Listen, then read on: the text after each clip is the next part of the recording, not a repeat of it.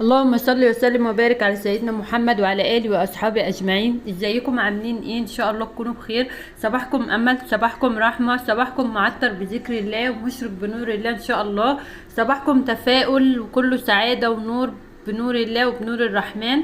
خلي عندك امل، خلي عندك تفاؤل ان اي حاجه انت نفسك فيها وعايزاها ان شاء الله ربنا هيحققها لك، وهتوصلي للحلم اللي انت عايزاه باذن الله وبرحمه ربنا. هنا انا زي ما انتم شايفين، انا النيش عندي كانه ضلفه خزين، كل اللي عايز يشيل حاجه يحطها في النيش. كل اللي بصوا حتى الشنط بتاعه الاولاد الصغيرين حاطينها لي في النيش من تحت.